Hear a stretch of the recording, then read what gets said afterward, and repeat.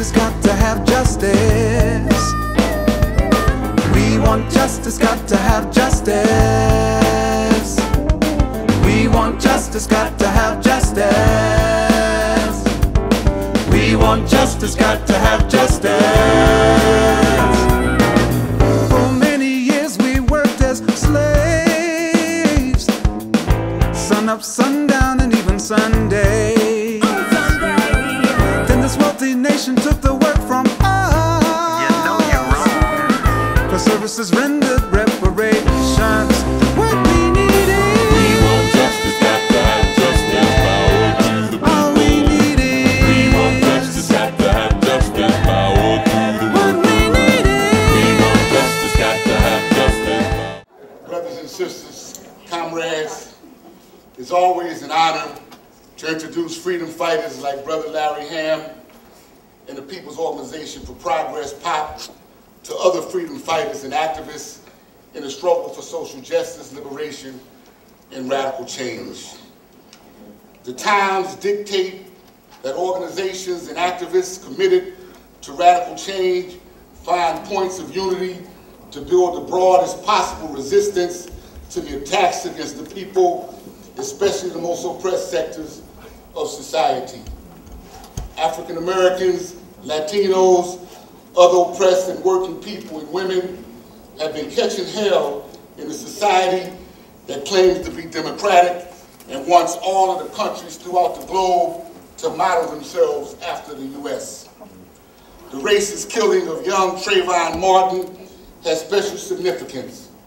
It helps to make clear that despite having a black president and the crazy claim of being a post-racial society, that black life is in danger. It will always be the main scapegoat of this capitalist society, especially when it's in crisis. The massive mobilizations of black and people with conscience responding to this racist murder must not only continue to grow, demanding justice for Trayvon, but must become the energy for rebuilding the Black liberation movement based on a program of action that empowers the black masses, forges alliances with other oppressed sectors, and acts in concert with the global struggles for justice, liberation, and radical change. This must be a spark that lights the prairie fire of resistance that sets a direction for the final death blow of this evil system. Despite the projections by the corporate-owned media, the propaganda arm of the 1% capitalist elite, the U.S. system of corporate greed and unjust wars is being challenged on every front, on every continent, and every region throughout the globe. This imperial power is getting weaker, which is why it is so very, very dangerous. The victims of this greedy system, the unemployed, immigrant workers, working class women, LGBT communities, and especially from the nationally oppressed black, brown, and Native American peoples and peoples in the global South are being made the villains and criminals to foster this racist and divisive climate in hopes that it will produce thousands more George Zimmermans. Power conceives nothing without a demand. A serious demand must have the determination and organization to fight as long as it takes to win, recognizing that some battles will be lost. This is the trademark of POP, the People's Organization for Progress. It has been a leader in the struggle against unjust police murders and abuse of police powers all over the state of New Jersey, and it has expressed solidarity with the struggles all over the country and all over the world. The current main campaign of POP for jobs, peace, and justice is demonstrating determination and organization to win. POP has held rallies for a couple hundred or more days consecutively in memory of the Montgomery, Alabama bus boycott, which lasted 381 days. The Black Workers for Justice hopes that this participation by POP and Brother Larry Hamm and Dr. King's support for Labor Banquet is a step toward building a close organizational working relationship as comrades in the struggle for social justice, self-determination, and revolutionary transformation. Welcome, Brother Larry.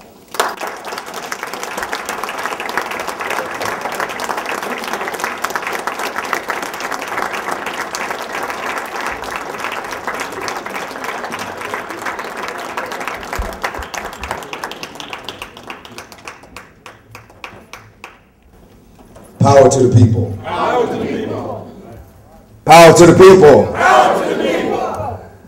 Very glad to be here this evening. I want to thank Saladin for that introduction. I'm so glad to be here, and I want you to know that I did not come down here alone, Saladin. We brought at least 20 members and friends of the People's Organization for Progress from New Jersey down here today with us. Some of the members stand up, and friends from New Jersey, our folks from New Jersey, stand up, give them a hand.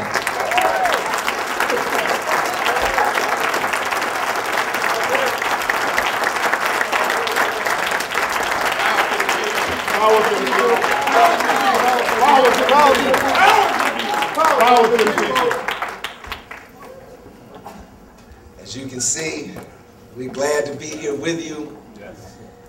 It is a great honor for me to speak before the Black Workers for Justice, with whom I became acquainted with probably almost 2 decades ago.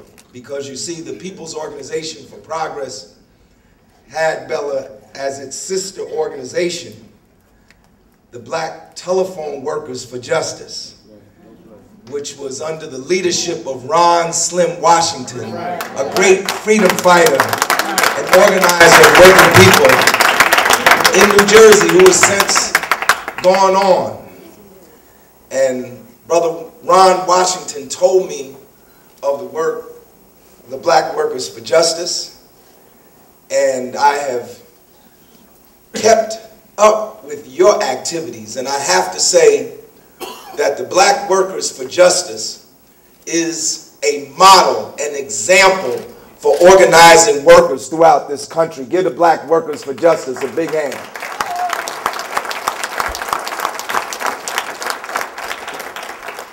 And I came here today to say thank you, because the Black Workers for Justice, just on a telephone call from us, Larry, just on a telephone call I made to Saladin and explained to him what we were doing. Maybe I should explain it a little more to you. In the country today, as you know, they say now the unemployment rate is 8.2%, but we know that's not the real figure. The unemployment rate is probably really twice that, with as many as perhaps 26 million people being underemployed and unemployed in the nation.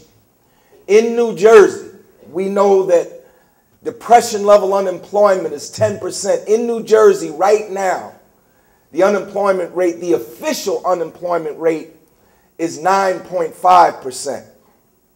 But the national unemployment rate in the Black community is 1.5 times the depression level rate, at perhaps 17% nationally. And in the city of Newark, we have a 22% unemployment rate officially, with some neighborhoods having 50% unemployment and higher. And our organization has been confronted with this problem and has wrestled with this problem. And we said, well, what can we do to draw attention, to perhaps try to get some of the leadership in the state to move on this issue? And we decided last year, after discussing this for about 6 months, that we would do something different. Usually when we protest the issue, you know, it lasts for a season. Or sometimes we might have one demonstration around a major issue and then march on Washington and that's over. Or maybe march to the state capitol and then it's over. We decided that we would protest the jobs problem in our community and other issues every day. And we started this protest on the 27th of June. And every day since the 27th of June, we have had daily protests for jobs, peace, equality, and justice. Today was our 286th day, consecutive day of protests in our community. 286 days. And people said, well, how long will we continue this? We decided that we would try to go at least 381 days, because that was the length of the Montgomery bus boycott. And as you know, our people in Montgomery didn't have hardly any of the resources that we have today. They didn't have cell phones. They didn't have fax machines. They didn't have high-speed copiers. They didn't have laptop computers. They didn't have PCs. They didn't have Blackberries, smartphones, iPads, none of that. But they had unity, and with that, they broke the back of the Montgomery Bus Company and ended segregation in Montgomery, Alabama. 60,000 black people protested every day until they ended segregated seating on those buses. So we said we should go at least 381 days. And I need you to know that our vision for this project is a little wider than jobs, because there's been some coverage in the newspapers back home, and if you would read about it, you would think that jobs are the only thing we're demanding. Yes, we're demanding jobs. We're demanding a national jobs, federally funded jobs program to put the 26 million unemployed and underemployed people in this country back to work. Yes, we're demanding jobs. Jobs for the unemployed. Increase the minimum wage for the underemployed, and raise the wages of workers in this country that haven't kept pace with inflation for 30 years. Yes, it is about jobs. But it's more than about jobs, and that's the part they don't tell you. The other demand, we want an end to the wars in Iraq and Afghanistan, and no war with Syria, no war with Iran, no more wars, period. And take the money that we are spending on war and spend that on job creation. The other thing they won't tell you that we're protesting for is workers' rights to unionize and collectively bargain, which are under attack in this country. Now, we are not a union. The People's Organization for Progress, we don't officially represent anybody, but we know that what affects one of us affects all of us. And when workers are unionized and collectively have that right, all the boats rise. Everybody's wages rise. The other thing we are protesting, we want a halt to these home foreclosures throughout communities across this country. We want a national moratorium, at least a 5-year moratorium on home foreclosures. Now, this has been, with regard to that, a busy week for the People's Organization for Progress. Last week, the mother of one of our members, Susie Johnson, faced an eviction order from Judge Klein in Essex County.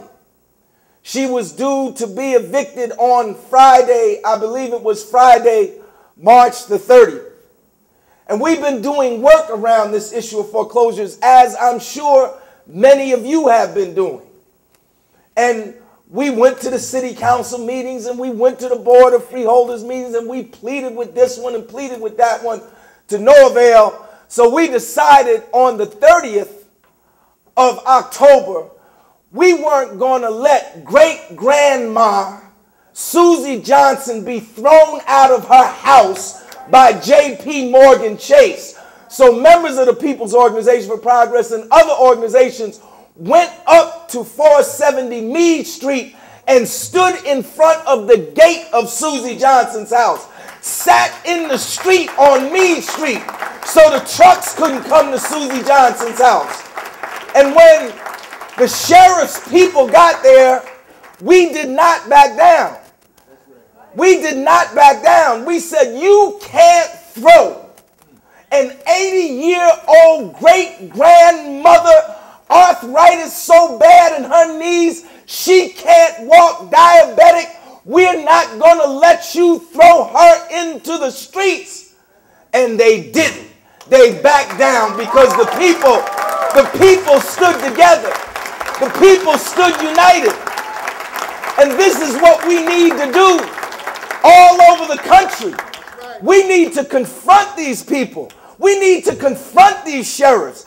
We need to tell the sheriffs in these other counties to do what the sheriff of Cook County did, refuse to do any more evictions in our communities.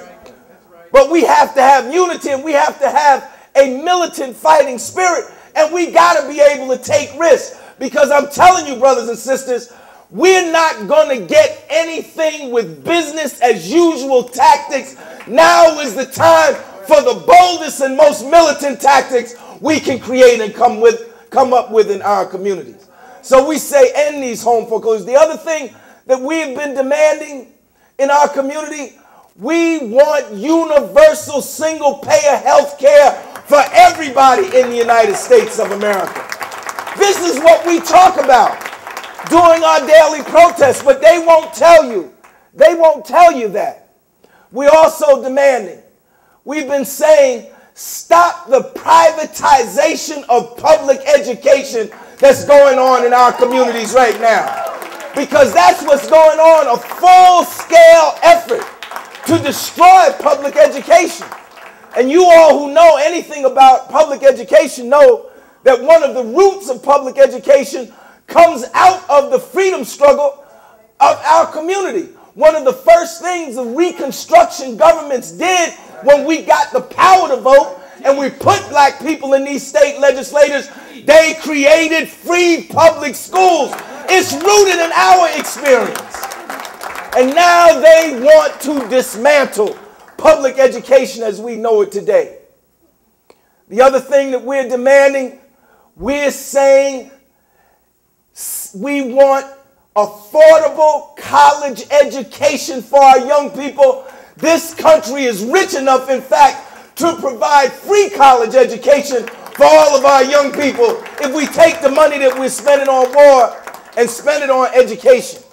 And end student debt. Isn't it enough that they face a bleak future, probably being jobless for several years? Do they have to be saddled with $50,000 and $100,000 worth of debt? We say no, end student debt. There's enough money to provide free higher education for all of our young people in this country. The other thing that we've been saying is tax the rich, make them pay their fair share of taxes.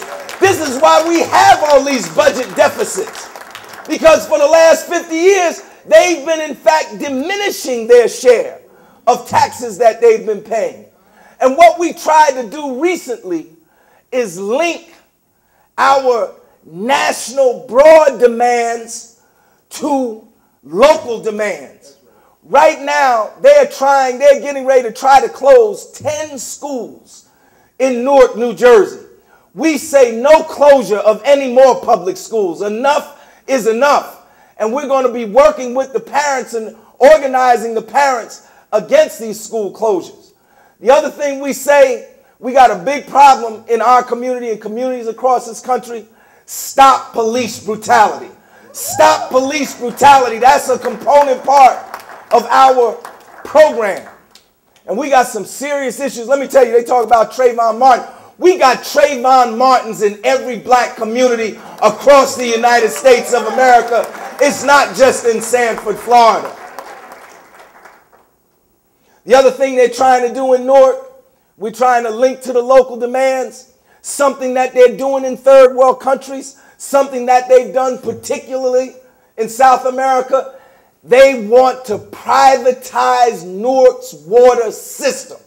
And if they privatize our system, it'll probably double the water bills. Now, here's the thing.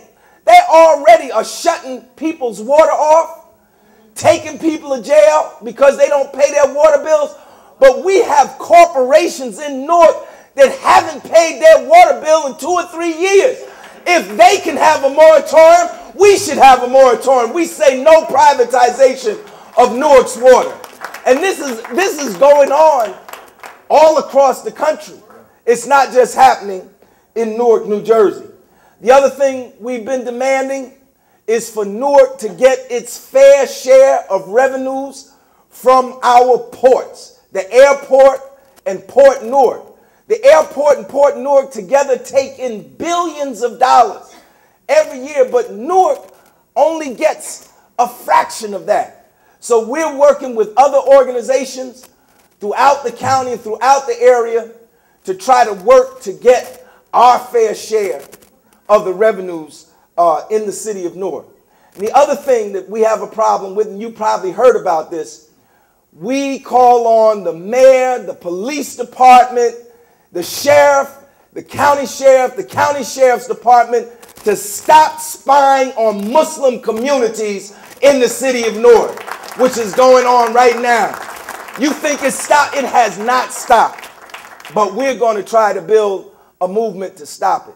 So we're continuing this campaign. And brothers and sisters, we need your help. This campaign has been going on for 286 days, and I doubt that most of you have heard about it in your communities.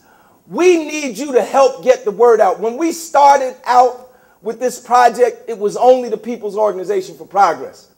I'm proud to report that 175 organizations have endorsed this effort. And if you haven't already endorsed this effort, we also want your endorsement from your organization. But more than that, wouldn't it be good, wouldn't it be great if similar activities were going on in cities across this country? If everybody was having daily protests, with the hell that people are catching, this country should be on fire with protests. It shouldn't be like the 60s. It should be greater than the 60s. There needs to be mass movements in urban areas all across this country. With the way the tuition is rising on college campuses, these campuses should be on fire with protests. This, I believe, is one of the things that's required in this particular period. And in addition to that, we must not only fight for reforms. I think it's time for us to raise, as Dr. King raised. Now, he raised it. They just don't want anybody to know about it. But if you read Where Do We Go From Here, Chaos or Community, or you read the speeches King gave in 67 and 68 in Dr. Washington's book, A Testament of Hope, Dr. King wasn't just calling for reforms.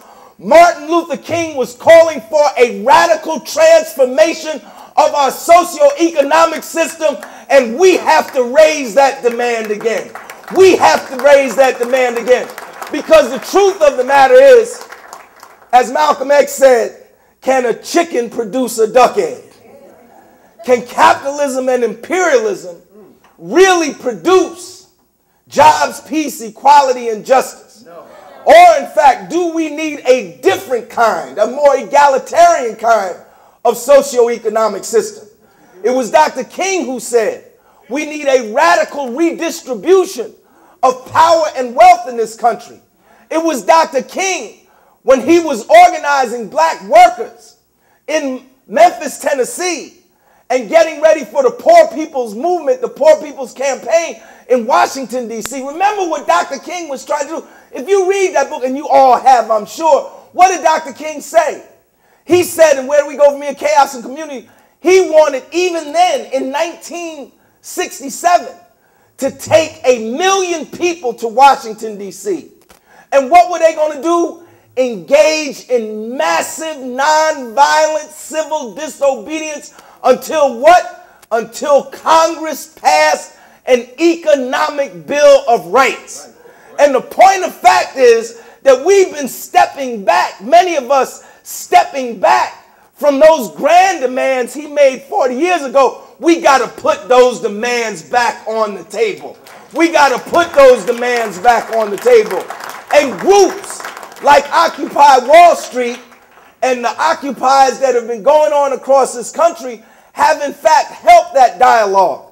But we got to move it beyond a dialogue. We got to move it into the realm of practical politics.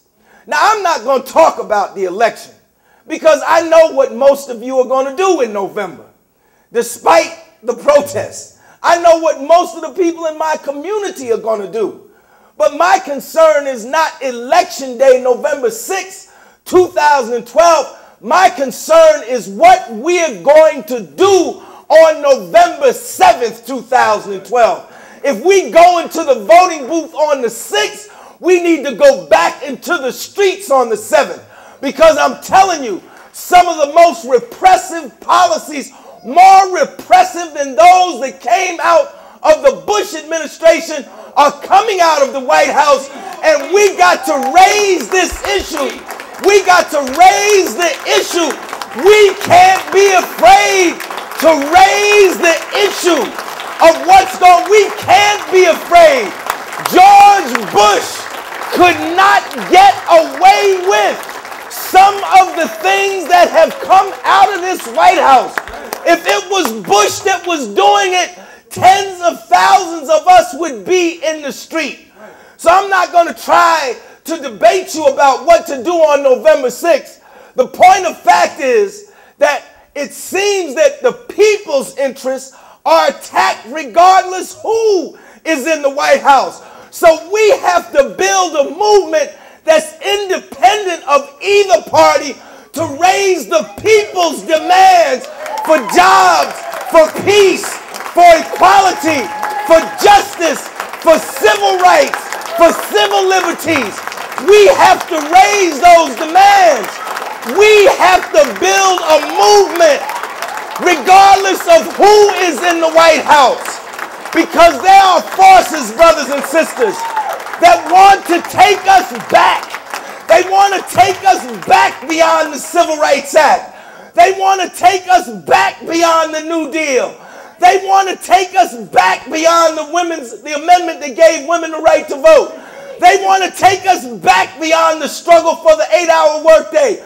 Some of them even want to take us back past the 13th, 14th, and 15th Amendment. But I'm telling you tonight, we are not going back without a fight.